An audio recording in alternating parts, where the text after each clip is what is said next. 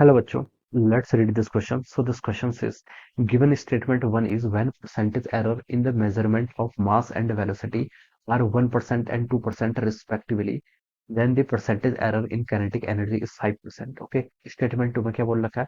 Kinetic energy और E को देखिए हाफ एम बी स्क्वायर से रिप्रेजेंट कर रखा है, डेल्टा ई बाई ई को हम देखिए यहाँ पर ऐसे रिप्रेजेंट कर रहे हैं। आपको बताना है कि कौन सा स्टेटमेंट यहाँ पर करेक्ट है और कौन सा इनकरेक्ट है, ठीक है, ये बताना है। तो देखिए बच्चों, इस क्वेश्चन का की कॉन्सेप्ट आप क्या लिख लीजिए।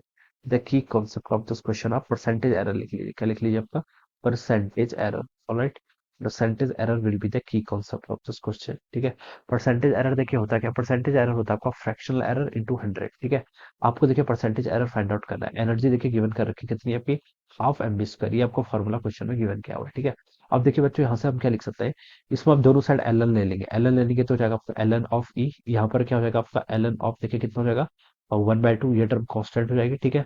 और यहाँ से आपका L N of V plus कितना हो जाएगा आपका two, sorry L N of M होगा, but plus two times L N of V, ठीक है। ये मैंने एल एन, देखिए यहाँ पर मैंने एल एन लगा लिया। फिर एल एन की एक प्रॉपर्टी होती है एल एन एम एन, ठीक है। इसे हम क्या लिखते हैं? एल एन एम एन का मतलब होता है आपका L N M plus L N, ठीक है। ये आपकी लॉग की प्रॉपर्टी होती है, ठीक है।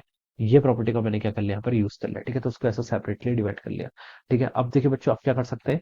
अब हम यहाँ पर से इसको देखिए, आप इसको डिफरेंशिएट कर लीजिए। आपको क्या बताना है यहाँ पर? आपको यहाँ पर बताना है क्या? एरर बताना है। एरर फाइंड आउट करने के लिए आप इसकी वेरिएबल के रिस्पेक्ट में क्या कर लीजिए? इसको डिफरेंशिएट कर लीजिए। एल एन ई का कितना होता है आपका? 1/e, और ऊपर कितना हो जाएगा आपका? डेल्टा ई आ जाएगा, ठीक है। अब देखिए 1/2 ये आपकी कांस्टेंट टर्म है, तो ये आपका जीरो हो जाएगा इसका डिफरेंशिएशन। एल एन एम, ठीक है, इसको आप लिख लीजिए एल एन एम का 1/m हो जाएगा।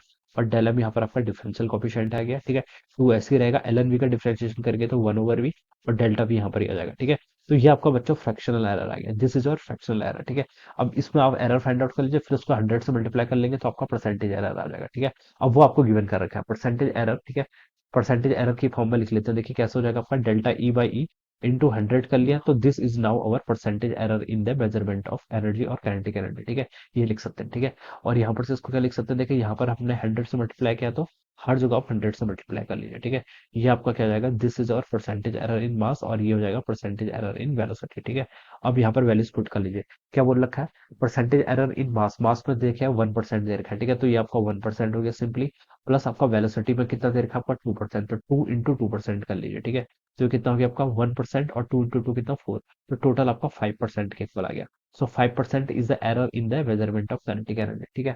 तो स्टेटमेंट वन तो बच्चों क्या हो गया आपका? यहाँ से बिल्कुल करेक्ट है, और स्टेटमेंट टू भी आपका क्या है? बिल्कुल करेक्ट है, ठीक है। ये बता सकते हैं, ठीक है। स्टेटमेंट वन में भी करेक्ट है, टू भी करेक्ट है। बोथ स्टेटमेंट आपके करेक्ट है, तो ऑप्शन वन क्या होना चाहिए? करेक्ट होना चाहिए।